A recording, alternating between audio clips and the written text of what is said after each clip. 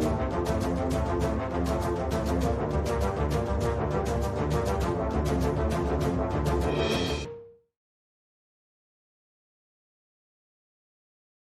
दोस्तों, very good morning and once again आप सभी का बहुत स्वागत करते हैं फ्रेंड आज के डेली एनालिसिस के इस वीडियो में।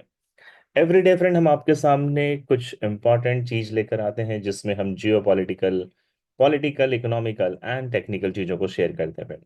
और इसकी वजह से आपने देखा होगा फ्रेंड कि कई ट्रेडर्स हमें ये लिखते हैं कि उन्हें बहुत हेल्प होती है इस वीडियो से, और वो रियल इस वीडियो को देखकर अपनी एनालिसिस को मर्ज करके प्रॉफिट भी कंसिस्टेंटली बनाते हैं। तो मैं सारे ऑडियंस को थैंक्स कहना चाहूंगा फ्रेंड, आपके इस अप्रिसिएशन के लिए, आपके इस प्यार के लिए। शुरुआत करेंगे फ्रेंड, क्योंकि अगर आप इस तरीके की एनालिसिस से प्यार करते हैं फ्रेंड, तो एक बहुत अच्छी स्टेटमेंट मुझे याद आती है। और वो स्टेटमेंट है, a man without enemies is a man without qualities. जी हाँ दोस्तों, अगर आपके दुश्मन नहीं है तो इसका मतलब है आप में कोई क्वालिटी नहीं है। क्योंकि जिसके दुश्मन होते हैं फ्रेंड, वो दुश्मन इसलिए होते हैं क्योंकि आप उनसे बेहतर परफॉर्मेंस करते हैं। तो कुछ लोग आपके एनिमी बनते हैं। तो देखिए फ्रेंड, क्या आपके आसपास आपके कोई एनिमी है? अगर है तो you are on the right track friend. Enemy की संख्या बढ़ाइए और बड़ी सक्सेस को जरूर हासिल करें। 3 फरवरी है, ट्यूसडे है फ्रेंड, आज सेकेंड डे ऑफ वीक है। शुरुआत करेंगे आज के मार्केट की ब्रेकिंग न्यूज के साथ। पहली ब्रेकिंग न्यूज आती है मिस्टर डोनाल्ड ट्रंप की तरफ से। आपको याद होगा फ्रेंड, मैंने फ्राइडे को बताया था कि शटडाउन जैसी कंडीशन यूएस में दोबारा बनी हुई है, देने के लिए सैलरीज नहीं है गवर्नमेंट एम्प्लॉयज को फ्रेंड। और बिल जो है अभी तक सैंक्शन नहीं किया गया है। तो मिस्टर ट्रंप कहते हैं कि हम दोबारा एक बार शटडाउन को नहीं झेल सकते, हम अपनी इकोनॉमी को बैकफुट पे नहीं ले जा सकते। इसीलिए उन्होंने सीनेट में फ्रेंड जॉनसन से बात की है और ये कहा है कि दोनों पार्टियां जो हैं इसके ऊपर एक पॉजिटिव परफॉर्मेंस दें, और जल्द से जल्द ये बिल जो है जिससे सैलरीज का और पेमेंट्स का भुगतान किया जाएगा फ्रेंड, इसको जल्दी से सैंक्शन करके पास कर दिया जाए, ताकि शटडाउन की नौबत नहीं आनी चाहिए। तो इस वक्त फ्रेंड मिस्टर ट्रम्प जो है वो शटडाउन के फेवर में बिल्कुल नजर नहीं आते हैं, और इसीलिए जो शटडाउन की कंडीशंस बन रही थी वो इस वक्त थोड़ी सी कूल होती हुई नजर आती है। दूसरी बड़ी खबर आती है फ्रेंड कि कल मिस्टर डोनाल्ड ट्रंप ने प्राइम मिनिस्टर नरेंद्र मोदी को फोन किया था। और कल मिस्टर मोदी और ट्रंप के बीच में पॉजिटिव टॉक हुई है फ्रेंड, जिसमें according to mister Donald Trump ने कहा है कि उन्हें मोदी ने कमिटमेंट दी है कि वो रशिया से ऑयल नहीं खरीदेंगे। इसकी वजह से यूक्रेन और रशिया के वॉर के बीच में जो फंडिंग हो रही थी फ्रेंड, वो बंद हो जाएगी और ये वॉर रुक जाएगा। साथ ही साथ मिस्टर ट्रंप ने अनाउंसमेंट किया है कि इंडिया के ऊपर जो 25% का टैरिफ था उसको रिड्यूस करके 18% का टैरिफ कर दिया जाएगा। तो ये एक अच्छी खबर है फ्रेंड। किसी भी देश के बीच में अगर आपस में सुलह होती है फ्रेंड, पैनिक सिचुएशन कम होती है, तो ये दोनों देश की इकोनॉमी के लिए अच्छा परफॉर्मेंस दे सकती है। तीसरी बड़ी ब्रेकिंग न्यूज आती है फ्रेंड, आपको रिसेंटली याद होगा कि last week mister Donald Trump ने फेड के नए चेयरपर्सन मिस्टर वॉर्स का नाम अनाउंस किया था कि he is the next coming chairperson in place of mister Powell. तो मिस्टर वॉर्श ने फ्रेंड यहाँ पे आने के बाद जब स्टडी की, बड़े बड़े बैलेंस शीट्स को देखा, ट्रिलियन डॉलर के बैलेंस शीट को देखा, तो उन्हें समझ में आया कि फेड का इंटरेस्ट रेट कट करना इतना आसान नहीं है। It is not easy to do so. और मुझे लगता है फ्रेंड कि नेक्स्ट मॉनेटरी जो पॉलिसी होगी, वॉर्श के लिए सबसे पहला चैलेंज होगा कि या वो मोदी को या तो वो प्रेसिडेंट डोनाल्ड ट्रंप को खुश करे, या फिर अपने कंट्री का इकोनॉमिकल डाटा देखकर वो डिसीजन ले फ्रेंड। तो जो रियली मिस्टर पावल इंटरेस्ट रेट कट नहीं कर रहे थे फ्रेंड, उसके पीछे वॉर्श को भी समझ में आ रहा है कि there is some great thing, कि जिसकी वजह से वो ऐसा नहीं कर पा रहे थे। तो ये आने वाले समय में फ्रेंड एक मजेदार घटना हो सकती है जिसे हम बहुत क्लोजली ऑब्जर्व करेंगे। ब्रेकिंग न्यूज में अगली खबर आती है फ्रेंड कि आज जब मैं ये वीडियो रिकॉर्ड कर रहा हूँ, इसके ठीक 1 घंटे के बाद रिजर्व बैंक ऑफ ऑस्ट्रेलिया में इंटरेस्ट रेट की न्यूज होने वाली है फ्रेंड। और इस बार ऑस्ट्रेलियन गवर्नमेंट ने, यानी कि रिजर्व बैंक ऑफ ऑस्ट्रेलिया ने डिसाइड किया है कि वो 25 बीपीएस अपने इंटरेस्ट रेट को बढ़ाने वाले हैं, क्योंकि ऑस्ट्रेलिया में फ्रेंड इन्फ्लेशन जो है वो कंट्रोल से बाहर जाता हुआ नजर आता है। तो आज फ्रेंड आप ऑस्ट्रेलियन डॉलर में इंडियन टाइम के हिसाब से सुबह 9 बजे इंटरेस्ट रेट का डाटा रिलीज होगा। और ये डाटा अगर बढ़ता है फ्रेंड, 3.85 के आसपास जाने के चांसेस है, जो पहले 3.60 का था। तो ऑस्ट्रेलियन डॉलर में स्ट्रेंथ देखने को मिल सकती है।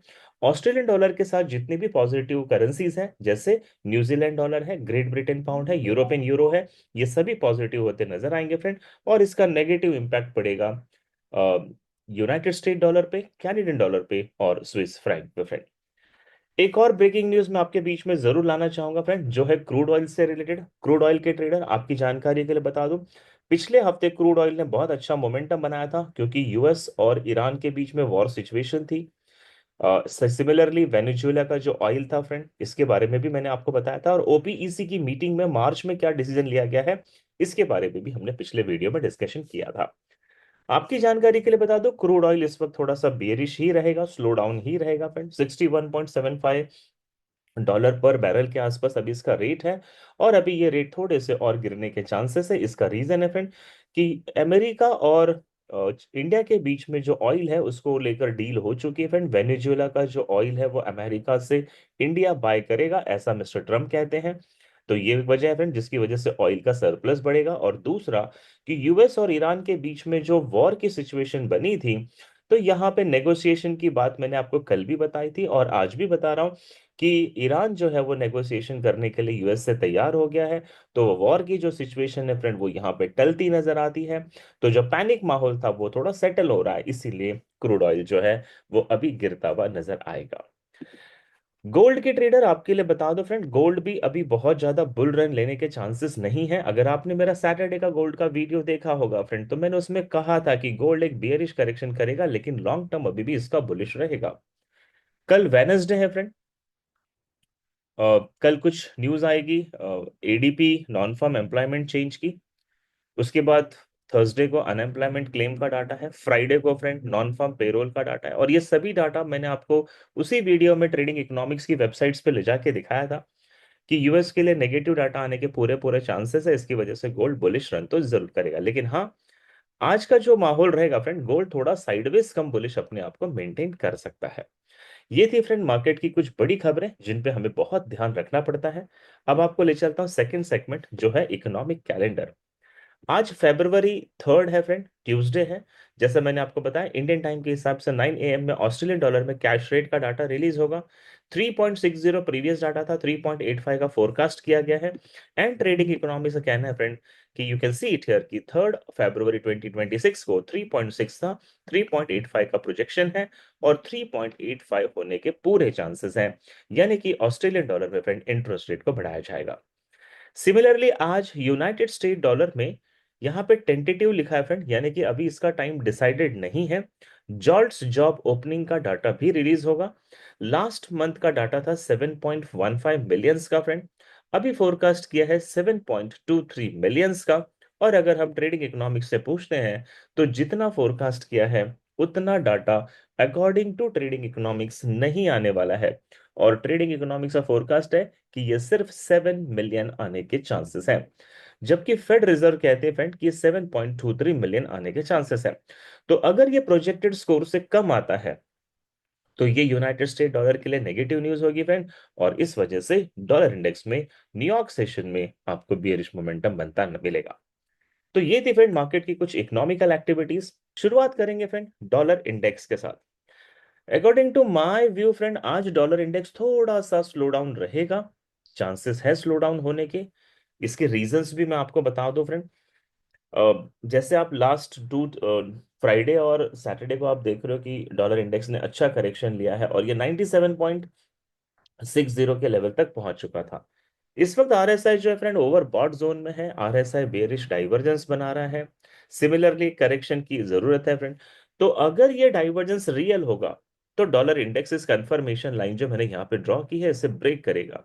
और अगर ब्रेक करेगा फ्रेंड, तो optimal trade entry and fair value gap का लेवल है 97.23। इसका बेरिश डायरेक्शन में फर्स्ट टारगेट होगा। और 97.00 इसका सेकंड टारगेट होने के चांसेस हैं। इसके बाद डिपेंड करता है फ्रेंड, जॉल्ट्स जॉब ओपनिंग का डाटा अगर पॉजिटिव आता है तो डॉलर यहां से बुलिश हो जाएगा। और अगर नेगेटिव आता है तो ये बेरिश मोमेंटम को कंटिन्यू कर सकता है। इस वक्त जो आप मेरे स्क्रीन पे देख रहे हैं फ्रेंड, एक यहाँ पे बुलिश कैंडल बन रही है क्योंकि इसके ऊपर वॉल्यूम इम्बैलेंसेस है। तो ये जो डॉलर इंडेक्स है फ्रेंड 97.59 के लेवल को अगर ब्रेक नहीं कर पाया, तो डेफिनेटली इसमें आपको सेलिंग प्रेशर नजर आएगा। ठीक इसी के अपोजिट फ्रेंड यूरो की सिचुएशन क्या बनती है। यूरो में भी यही कंडीशन बन रही है फ्रेंड कि यूरो जो है वो कंपैरेटिवली यूनाइटेड स्टेट डॉलर से ज्यादा स्ट्रांग है। इस वजह से फ्रेंड लास्ट 2 डेज से यूरो यूएसडी बियरिश है, लेकिन आज मुझे लगता है कि इसके अंदर बुलिश मोमेंटम बनने के पूरे चांसेस हैं। रीजन है फ्रेंड आरएसआई ओवरसोल्ड जोन में बुलिश डाइवर्जेंस बना चुका है। सिमिलरली यहाँ पे पीछे कुछ फेयर वैल्यू गैप्स है फ्रेंड। आरएसआई के डाइवर्जेंस है, इंपॉर्टेंट की लेवल है, और ये होने की वजह से यूरो के अंदर बुलिश प्रोबेबिलिटी बनती है। दो चांसेस बनते हैं फ्रेंड।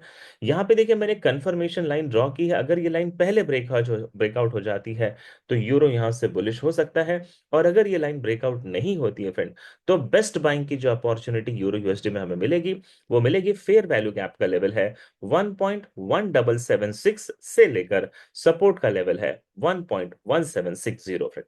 जी हाँ फ्रेंड, 1.1760 से लेकर 1.1776 ये वो जोन है जहां से हम इसमें अच्छी बाइंग बना सकते हैं। और आज का एक्सपेक्टेड टारगेट होगा 1.1845 एंड 1.1875।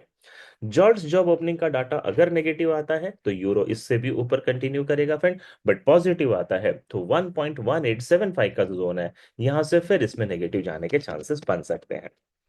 इसी तरह ग्रेट ब्रिटेन पाउंड में अगर हम चले फ्रेंड, तो जीबीपी में भी मोमेंटम कुछ ऐसा ही बन रहा है कि लास्ट 2 डेज फ्रेंड ये बियरिश है, लेकिन आज इसमें बुलिश जाने की प्रोबेबिलिटी दिखाई देती है। रीजन है फ्रेंड आरएसआई का डाइवर्जेंस है, यहाँ पे फेयर वैल्यू गैप के लेवल्स हैं, इंपॉर्टेंट की लेवल है। लेकिन हाँ, यूरो की तरफ बहुत ड्रास्टिक मूवमेंट आपको जीबीपी में नहीं मिलेगा।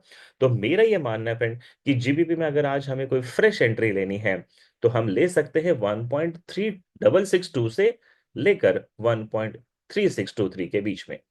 मैं फिर से रिपीट करता हूं फ्रेंड, 1.3623 से लेकर 1.3662 ये जो जोन है, इसमें हमें 15 मिनट के टाइम फ्रेम पे चेंज ऑफ कैरेक्टर देखना है बुलिश डायरेक्शन में। और अगर मिल जाता है तो डेफिनेटली आप बाय करेंगे फ्रेंड, और ऐसे में टारगेट होगा 1.3724, 1.37738। ये जोन थोड़ा क्रिटिकल है फ्रेंड, इसको ब्रेक करने में जीबीपी को प्रॉब्लम बहुत सारी आएगी। और अगर ये ब्रेक नहीं कर पाएगा तो ये वापस बेयरिश मोमेंटम को कंटिन्यू करेगा। कुल मिलाकर जीबीपी में आज मैसिव मोमेंट तो नहीं है फ्रेंड, साइडवेज मार्केट होने के चांसेस ज्यादा है। यूएसडी जेपीवाई के ट्रेडर, आपकी जानकारी के लिए बता दो, जापानीज यान जो है इस वक्त बहुत ज्यादा वीक है, और मैंने आपको कल बताया था कि जापान की जो कमिटी मेंबर्स है वो इंटरेस्ट रेट को हाइक करने के बारे में डिसीजन ले चुके हैं।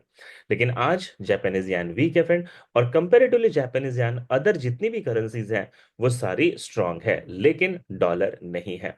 इस वजह से आप देख रहे फ्रेंड, लास्ट यहाँ 7 to 8 आवर्स हो गए हैं बहुत छोटे छोटे इनडिसीजन स्कैंडल बन रहे हैं, क्योंकि इसके अंदर वॉल्यूम नहीं है। आज बहुत छोटी सी मोमेंट आपको यूएसडी जेपीवाई में देखने को मिलेगी फ्रेंड, और वो मोमेंट क्या है, नंबर वन मोमेंट है friend, RSI overbought zone में बियरिश डाइवर्जेंस बना रहा है। कंफर्मेशन लाइन पे मार्केट इस वक्त स्टैंड कर रहा है। अगर ये लाइन ब्रेकआउट हो जाता है तो यूएसडी जेपीवाई 154.78 से लेकर 154.52 के जोन तक बेरिश होगा फ्रेंड। इसके बाद वापस इसके बुलिश जाने के चांसेस हैं, क्योंकि जॉर्ज जॉब ओपनिंग का डाटा वहां पे फिर एक बार आपके सामने आने की प्रोबेबिलिटी बनती है। आपकी जानकारी के लिए मैं ये भी बताना चाहूंगा दोस्तों कि इस मार्केट में अगर एज अ ट्रेडर हमें प्रोफेशनल जाना है फ्रेंड, या आप चाहते हैं कि आपको पूरी नॉलेज है लेकिन आप प्रॉफिट नहीं बना पा रहे, तो देखिए दोस्तों, इस मार्केट में बैंक जो है वो हमारे सबसे बड़े कॉम्पिटिटर है। और जब तक हम ये नहीं समझेंगे कि बैंक हमारी लिक्विडिटी को कैसे हंट करती है, या फिर बैंक के एंट्री के जोन्स कौन कौन से होते हैं फ्रेंड, हम रियली बताओ फ्रेंड प्रॉफिटेबल नहीं बन पाएंगे। तो ट्रेड भी देखे जो है फ्रेंड, इसीलिए 9 फरवरी से शुरू करने जा रही है बैंक फुटप्रिंट का ऑनलाइन 22 डेज का सेशन। और मैं दावा करता हूं फ्रेंड, इस बैच को अटेंड करने के बाद आप अपने आप से अपनी प्रॉफिट बनाना शुरू कर देंगे। अनवांटेड ट्रेड आपकी बंद हो जाएगी फ्रेंड, और ओवर ट्रेडिंग आप जिंदगी में नहीं करोगे। अगर रियली आपको लगता है फ्रेंड ये आपके लिए इंपॉर्टेंट है, तो लिंक मैं दे रहा हूं, आप जाकर इसके ऊपर जरूर अपने आपकी इंक्वायरी को जरूर डालेंगे फ्रेंड। आगे बढ़ते हुए मैं आपको सिल्वर में ले जाऊंगा फ्रेंड। आज सिल्वर जो है फ्रेंड थोड़ा साइडवेज या लाइटली आपको बुलिश मिलने के चांसेस हैं। सिल्वर में कोई मैसिव एग्रेशन देखने की प्रोबेबिलिटी कम नजर आती है, लेकिन हाँ, सिल्वर आज बुलिश होने के चांसेस है फ्रेंड। और अगर हम सिल्वर में कोई बाइंग की अपॉर्चुनिटी लेना चाहते हैं तो 81.70 से लेकर 79.32 का ये जो जोन है फ्रेंड, इसमें हमें इंतजार करना होगा 15 मिनट के टाइम फ्रेम पे चेंज ऑफ कैरेक्टर या मार्केट स्ट्रक्चर शिफ्ट का, और अगर मिलता है फ्रेंड तभी हम यहां से एंट्री बनाएंगे और टारगेट लेंगे 8799 से लेकर 9337 के बीच में। लेकिन अगर ये जोन में फ्रेंड हमें चेंज ऑफ कैरेक्टर नहीं मिलता है, तो सेकेंड पॉसिबिलिटी में आपको ये भी बता दो फ्रेंड कि लिक्विडिटी ग्रैब एरिया है 75.30 पे, यहां से भी हमें एक अपॉर्चुनिटी बुलिश डायरेक्शन में मिल जाएगी, क्योंकि आज डॉलर इंडेक्स वीक है, तो सिल्वर का बुलिश होना बिल्कुल बनता है। बीटीसी के ट्रेडर, जिस तरीके से मैंने आपको कल भी बताया था, बीटीसी ने बिल्कुल वो सारे लेवल लिए हैं, और आज मेरा मानना है कि बीटीसी जो है एक आज बियरिश करेक्शन करने की पूरी पूरी प्रोबेबिलिटी बनती है। जैसे आप बीटीसी को देख रहे हो फ्रेंड, ये यहाँ पे एक इंपॉर्टेंट की लेवल है जिसको हम इक्वल हाई भी कहते हैं, ये level multiple time market break नहीं कर पा रहा है। सो बीटीसी पहले बियरिश जाएगी फ्रेंड, यहाँ पे फेयर वैल्यू गैप है एंड फिबोनाची के लेवल है, इस लेवल तक जाएगी जिसका लेवल है 76,941, और अगर ये लेवल ब्रेक नहीं हुआ तो यहां से फिर ये बुलिश जाएगी फ्रेंड, लिक्विडिटी हंटिंग करेगी और ऊपर की तरफ 81,080 का टारगेट ले सकती है।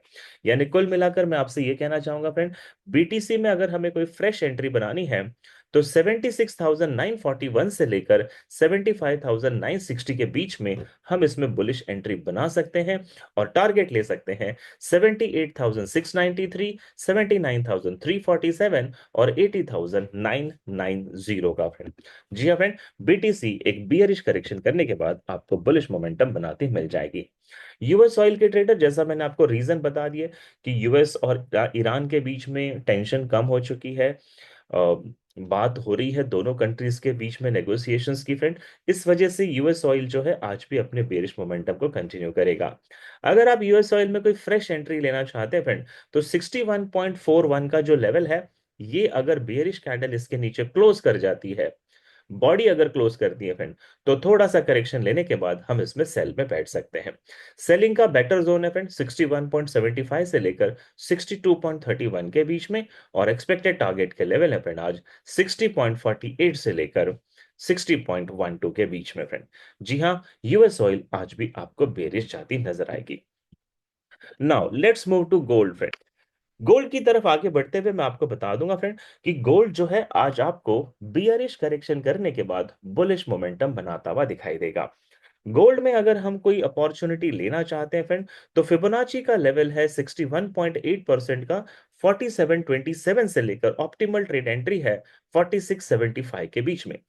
तो मैं आपको फिर से रिपीट कर दूं फ्रेंड, 4727 से लेकर 4675 का ये जोन अगर गोल्ड ब्रेक नहीं कर पाया, तो 15 या 5 मिनट के चार्ट पे चेंज ऑफ कैरेक्टर देखकर हम यहां से बाइंग की एंट्री बना सकते हैं, और ऐसे में 4885, 4937, 4990 या 5060 का लेवल इसके एक्सपेक्टेड टारगेट हो सकते हैं।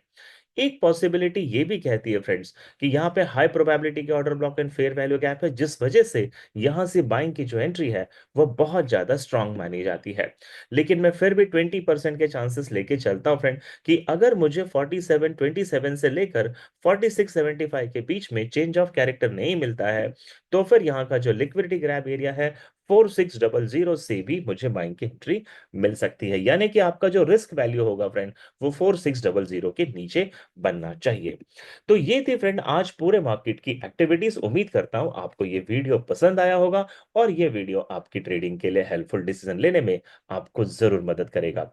कैसा लगा आज का वीडियो फ्रेंड, कमेंट करके जरूर बताएं। लाइक बटन को हिट कर दें, क्योंकि मेरे हिस्से में सिर्फ उतना ही आता है, और चैनल को अगर आपने सब्सक्राइब नहीं किया फ्रेंड, तो मंडे टू फ्राइडे मार्केट की एक्टिविटीज के लिए चैनल को जरूर सब्सक्राइब करें, और सैटरडे को एजुकेशन वीडियो भी आपको जरूर मिलेगा friend. So thank you everybody for watching this video. आपसे मुलाकात होगी फ्रेंड कल सुबह सेम टाइम पे, तब तक के लिए have a good day, bye bye, take care.